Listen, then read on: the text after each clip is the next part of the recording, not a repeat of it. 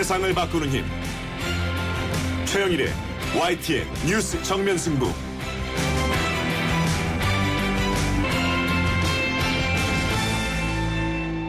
YTN 뉴스 FM 뉴스 정면 승부 3부 시작합니다. 잠시 후에는 여당 텃밭이라는 경남 김해을에서 천하장사 이만기 새누리당 후보를 꺾은 분이죠. 더불어민주당 김경수 당선인 만나보겠습니다. 내일 세월호 참사 2주기를 맞습니다. 실종자 9명은 아직 가족의 품으로 돌아오지 못했고요. 이 유가족과 피해자가 납득할 만한 진상규명 아직도 진행 중인 상태인데요. 세월호 역시 지금도 바닷속에 잠겨 있습니다. 이 이야기 나눠보겠습니다. 계속해서 여러분 의견은요. 문자 샵 0945로 보내주시고요. 짧은 문자 50원, 긴 문자 100원의 정보 이용료가 있습니다.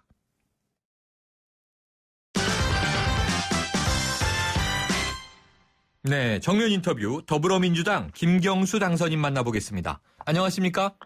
예, 안녕하세요. 반갑습니다. 네, 당선 축하드립니다. 예, 고맙습니다. 62.4% 큰 지지로 당선되셨는데요. 예. 자, 지역민들이 그만큼 김경수 당선자에 대한 기대가 크다는 이야기일 텐데요. 어제 오늘 인사 많이 받으셨죠? 예, 많이 받았습니다. 어떤 말씀을 좀 많이 들으셨습니까? 제가 고맙다고 인사를 드리는데 오히려 거꾸로 시민들께서도 같이 고맙다는 말씀들을 많이 해주시더라고요. 네. 이게 아마 그런 의미인 것 같습니다. 김해가 이제 이 과거부터 보면은 이 경남 지역에서 유일하게 야당이 당선되는 그런 좀 우리식으로는 민주주의의 보루다 이렇게 표현을 했는데 네. 저 김해 자존심을 지킬 수 있게 해줘서 고맙다 이런 의미인 것 같고요. 네. 그다음에 또 많이 듣는 얘기는 제발 이제 좀 싸우지 말고 여야 간에 좀 큰 정치 좀 해달라 그런 얘기도 많은 말씀들을 많이 하시더라고요. 네, 큰 정치에 이 기대를 요구받으셨는데 보도를 보니까 어제 이 봉하마을에 다녀오셨더라고요. 예. 고 노무현 전 대통령 묘역을 참배하셨고 이 너럭바위 앞에서 큰절을 하고 눈물 흘리는 모습이 사진으로 많이 이제 보셨을 텐데요. 여러 가지 생각 드셨을 텐데 심경이 어떠셨습니까? 뭐 여러 심경인데 대통령님께서 청와대 저랑 이제 같이 청와대 일하실 때 네. 한 서너 번 정도 출마를 권유하신 적이 있습니다. 그러니까 네. 선거에 한번 네. 나가보는 게 어떻겠냐고. 근데 그때마다 제가 단호하게 거절을 했었거든요. 좀 매몰차게 거절을 했었는데 네. 그 생각이 요즘 좀 많이 나더라고요. 계셨으면은 뭐 어떻게 말씀하셨을까 싶기도 하고. 네. 그래서 어쨌든 지난 2012년도에 대통령 되신 고향을 제가 이제 지키지 못했던 사람인데 4년 만에 다시 이렇게 해서 찾아가니까 저로서는 대통령님께 좀 빚을 좀 갚았다는 느낌도 들고 그랬습니다. 이건 뭐 가정입니다만 고 노무현 대통령 살아계셨다면 지금 김경수 당선자에게 어떤 말씀 해주셨을까? 아까 생각해 보셨다고 했는데요. 무슨 말씀 하셨을 것 같으세요? 보통 이렇게 이제 처음 정치하시는 분들이나 이런 분들 찾아오시면 제일 많이 해주셨던 말씀이 그 정치 시작할 때 초심, 그 첫 마음을 잃지 않으려고 노력해라 이렇게 말씀을 주로 하셨어요. 네, 초심을 그러니까 잃지 마라. 예, 초심 잃지 마라라고 하니까 아니라 초심을 잃지 않도록 노력하고 경계해라 이렇게 말씀을 하셨는데 그런 의미였습니다. 그러니까 그 본인이 스스로 이제 어렵고 힘든 분들하고 그 시민활동 하시다가 국회의원 되셨잖아요. 되신 다음에는 국회 올라가니까 장차관이나 기업인들 후원 때문에 많이 만나니까 만나는 사람이 달라지면 생각도 바뀌더라. 그러니까 그 국회의원 하는 동안에 어렵고 힘든 사람들을 자주 만나고 그렇게 해서 본인이 초심이 바뀌고 있다는 걸 항상 경계하고 바뀌지 않도록 노력해야 된다. 그런 말씀들을 많이 하셨습니다. 아마 네. 똑같은 말씀을 해주시지 않을까 그렇네요. 그럼 당선되셨을 때, 당선을 확인하셨을 때 노 대통령 보고 싶으셨겠네요? 당연하지 않겠습니까? 네. 자, 그러면 봉하마을에서 이 권양숙 여사님은 어떤 말씀 주셨나요? 권 여사님은 그 대통령님 평생의 꿈이 지역주의 극복이었는데 그리고 사실은 봉하마을 고향으로 내려오신 뜻도 이제 본인이 와 계시면은 아무래도 좀 정치적으로 지역주의를 극복하는 데 도움이 되지 않을까 그런 생각도 계셨던 건데 네. 이번 이제 총선 결과 보시면서 그런 대통령께서 본인이 못다 이루고 가신 꿈이 이제 좀 이루어지는 계기가 만들어진 거 아닌가 하는 면에서 되게 감격스러워 하시더라고요. 네. 자, 김 당선인을 포함해서 경남 선거에서 야당이 꽤 선전하지 않았습니까? 예. 4석을 차지했는데요. 자, 이렇게 선전할 수 있었던 이유 뭐라고 분석하세요? 뭐 크게 보면 정말 3가지라고 보는데 하나는 일단 새누리당이나 정부 여당에 대한 민심 위반은 확실한 것 같더라고요. 다녀보면 바로 피부로 느낄 수도 있는데 특히 경남 같은 경우는 이제 조선업이 워낙 불황이 심하니까 그게 바로 영향을 미치거든요. 그런 경제적인 어려움도 있고 거기다가 무상급식 문제로 홍준표 지사께서 또 경남 학부모들의 마음을 좀 뒤집어 놓은 것도 있고 그런 좀 민심이 위반된 게 제일 큰 것 같고요. 두 번째는 실제로 이번에 당선되신 분들 면면을 잘 보면은 그 인물 대결에서 결코 뒤지지 않는 그런 분들입니다. 더군다나 지역에서 활동도 활발히 하신 분들이 많고 그래서 산적한 지역 현안이나 정치적 현안들을 풀어내는데 그 유능한 인물들이 우리 당으로도 많이 진출을 했고요. 마지막으로는 당선된 지역은 대부분 야권이 단일화된 지역이었습니다. 그래서 이런 게 아마 선전하게 됐던 이유 아닌가 싶습니다. 그러면은 대부분 이제 선전을 했는데 이 문재인 전 대표의 지역구였던 사상구가 이 더불어민주당 배재정 후보가 무소속 장제원 후보에게 패하지 않았습니까? 아깝게 패했죠. 이것은 어떤 이유와 의미로 보세요? 근데 그건 그러니까 문 전 대표님의 지역구가 어떻게 됐다 이렇게 평가하는 건 좀 안 맞는 것 같고요. 오히려 이제 사상에 새롭게 이제 출마하신 분들 간의 경쟁력으로 봐야 될 것 같고 오히려 문 전 대표님과 관련해서는 부산 경남 지역 전체의 선거 결과가 어떻게 됐느냐 그걸로 봐주는 게 맞는 거 아니겠습니까? 부산만 하더라도 5석이 됐고 이건 뭐 유례가 없는 일 아닙니까? 3당 합당 이후로는 경남만 해도 야권이 4석이나 됐고요. 이건 저는 문 전 대표가 없었으면 불가능한 일이었다 이렇게 생각합니다. 그럼 PK 지역에서 이번에 야당의 선전은 이 문재인 전 대표의 영향력이 크게 작용했다 이렇게 보시는 거군요. 네, 실제로 이번 그 선거 과정에서 창원 성산 같은 경우에요. 노회찬 전 의원이랑 허성무 우리당 위원장이 이제 같이 출마를 했는데 사실은 허성무 위원장으로도 당선이 가능했던 지역인데 그래서 단일화가 어려웠던 지역이거든요. 근데 문 전 대표님이 직접 나서서까지 단일화를 만들어내시기도 했고요. 그다음에 문 대표님 자신은 양산을 같은 경우에는 서영수 후보가 짧은 선거운동 기간에도 불구하고 또 당선되시기도 했고 이런 것들이 문 전 대표의 영향력이 없었으면 이렇게 되기 어려웠던 거 아니냐 그렇게 볼 수 있는 것 같습니다. 이번 총선에서 수도권과 부산 경남에서 이 문재인 전 대표의 영향력은 컸다 이렇게 평가가 됩니다만 한 가지 지금 이제 고민이 남아 있지 않습니까? 호남의 경우에 더불어민주당 입장에서 참 아픈 결과를 맞이했는데요. 이 김종인 대표의 발언이 이렇습니다. 이 호남 방문에 대해서 민심을 달래는 데는 별로 효과가 없었다. 다만 수도권에서 도움이 됐다. 이렇게 이제 이야기를 했는데 동의하세요? 그러니까 이번 선거 결과를 놓고 볼 때요. 이번 선거 결과에 미치는 호남 지역민들의 민심을 달래는 데 효과가 있었느냐라고 보면은 저는 선거 결과만을 놓고 보자면은 동의할 수 있지만 전체적으로 보면은 저는 그 호남 지역민들에게 문 전 대표의 진정성 이런 것들이 이번만큼은 제대로 전달된 거 아니냐. 다만 늦게 호남을 방문하고 시간이 부족했기 때문에 선거 결과로서 나타나지 못했을 뿐이다라고 보고요. 오히려 이제 실제로 수도권이나 다른 지역에 호남 출신 유권자들이 많은데 그런 분들 같은 경우에는 이번에 더불어민주당이 각 지역에서 특히 수도권에서 승리하는데 그런 분들의 지지나 이런 게 없었으면 저는 어려웠다고 봅니다. 그래서 그런 부분들은 충분히 수도권이나 다른 지역에서 호남 방문이 영향을 미쳤다고 보는 게 맞지 않을까 싶습니다. 그런데 지금 이제 이 해석의 논란이 남아있는 대목이 있습니다. 이 4월 8일 광주에서 호남이 지지를 거두면 정치에서 은퇴하고 대선에 불출마하겠다. 이제 이 발언을 한 것 때문에 지금 예. 책임을 지라는 이야기가 또 국민의당 쪽에서도 나오고요. 예, 지금 김 당선인님은 이 대목 어떻게 좀 해결해야 된다고 생각하세요?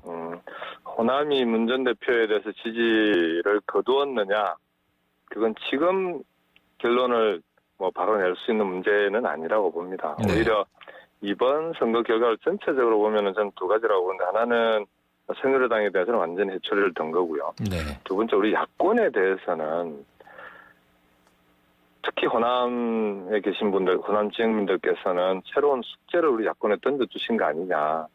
분열된 야권에 대해서 함께 해초리를 든 걸로 봐야 되는 거 아니냐. 네. 더불어민주당에 대해서도 해초리를 들었지만 호남 이외의 다른 지역에서 국민의당이 또 그 녀석을 거의 얻지 못한 거 아닙니까? 그렇게 본다면 국민들이 절묘하게 다음 대선 정권 교체를 위해서 야권이 이대로는 안 되는 건데 양쪽 다 해초리를 들면서 앞으로 니들 어떻게 할래? 라고 하는 그런 좀 야권에도 새로운 숙제와 그에 맞는 해초리를 같이 든 거 아니냐. 그렇게 보는 게 맞는 것 같습니다. 그래서 이걸 놓고 지금 호남이 지지를 거두었느냐 안 거두었느냐 이런 식의 네. 논란 자체가 저는 큰 의미가 없다고 보고요. 이후에 문 전 대표의 행보나 이런 걸 보면서 호남 지역민들께서 정말로 앞으로도 계속 여론조사상으로도 그 문 전 대표에 대해서 지지나 이런 부분들이 나오지 않는다고 하면은 그때 가서 판단해야 되는 문제 아니냐 그렇게 봅니다. 네. 자, 김경수 당선인 하면 노무현 전 대통령의 마지막 비서관 이런 타이틀이 늘 따라붙고 있습니다.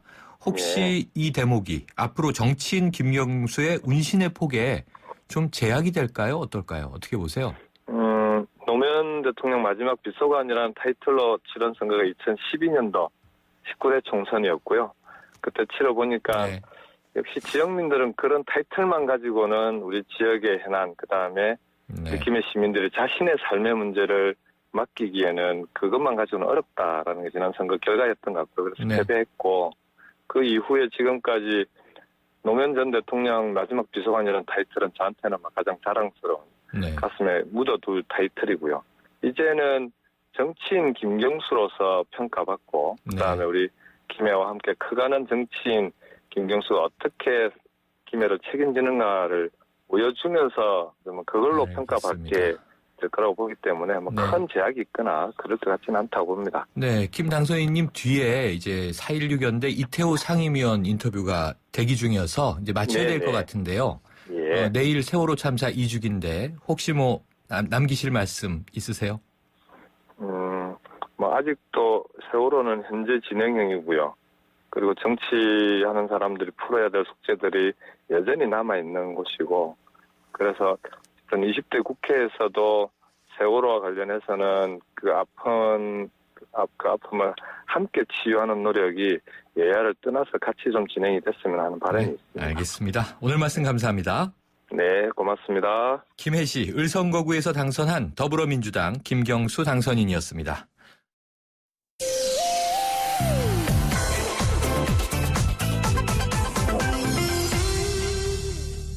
네, 내일이 세월호 참사 2주기가 되는 4월 16일인데요. 함께 울고 아파했지만 2년의 시간 속에 잊혀진 것 아닌가 한편으로는 또 염려도 됩니다. 하지만 아직도 9명의 실종자들이 차가운 바닷속에 남아있고요. 인양도 진실규명도 아직 진행 중인 그런 상황이죠. 세월호 유가족과 함께하고 있는 시민단체입니다. 4.16 연대 이태호 상임위원 연결해서 이야기 나눠봅니다. 이 의원님 안녕하십니까? 예, 안녕하세요. 네. 4.16 연대 이태호 상임위원입니다. 자, 2주기를 맞이하는 심정 어떠십니까? 네, 글쎄요, 2년이 어떻게 지나갔는지 모르겠습니다. 굉장히 빠르게 지나갔지만 또 미수습자 가족들에게는 아직도 가족들을 만나지 못한 2년이기 때문에 굉장히 고통의 시간이었을 것 같습니다. 그리고 이번에 가족들이 2주년을 맞으면서도 추모식이라든가 위령제라는 말을 안 쓰고 기억식이라고 말하고 있는데요. 어쨌든 미수습자가 돌아오거나 진상이 일정하게라도 규명되거나 해야 진정한 추모가 가능하다 이렇게 생각하고 있어서 많은 분들이 하여간 2년을 맞는 마음이 무겁고 착잡할 거라고 생각합니다. 네, 자 오늘 세월호 이준석 선장에 대한 살인죄가 인정되면서 무기징역이 확정됐는데요. 이 소식은 어떻게 들으셨습니까? 네, 대법원에서 살인죄가 인정돼서 무기징역이 확정됐는데요. 당연한 일이라고는 생각합니다. 다만 이번에 특별조사위원회 2차 청문회 과정에서 보면 그 세월호에 있는 아이들한테 또 승객들한테 가만히 있으라고 한 것은 단순히 이준석 선장만이 아니라 청해진 해운도 있었고요. 그리고 뭐 여러 구하지 못한 해경들의 책임도 있어서 다만 이준석 선장이 먼저 탈출했다는 이유만으로 혼자 처벌받고 청해진 해운이나 정부나 해경이나가 면피되어서는 곤란하다는 생각도 같이 합니다. 네, 자 유가족들이나 아까 말씀하신 이 미수습자 가족들 시민단체 입장에선 뭐 미흡한 부분이 남아 있겠습니다만 그간에 2년 동안 좀 진전된 대목은 없을까요? 청문회도 두 차례 열리고 했는데. 예, 청문회에서 사실은 저희가 기대와는 달리 많은 것들이 해명되기도 했습니다. 네. 지난 연말 11월 달에 1차 청문회를 했고, 12월 달에 1차 청문회 했고요. 네. 총선 직전 3월 달에 2차 청문회를 했는데요. 예를 들어서 이런 것들이 밝혀졌습니다. 오늘 뭐 대법원 판결에서 나왔습니다만은 정부가 보거나 항적도로 침몰 원인을 유추할 수는 없다. 항적도가 인위적으로 재구성되었다. 그래서 세월을 인양해봐야 원인을 알 수 있다 이런 것도 밝혀졌고요. 네. 그다음에 해경이 자기의 책임을 좀 회피하려는 목적으로 녹취록을 이렇게 좀 취사해가지고 만든다든가 VHF 교신 음성이 고의적으로 편집됐다거나 하는 사실도 확인됐고요. 그다음에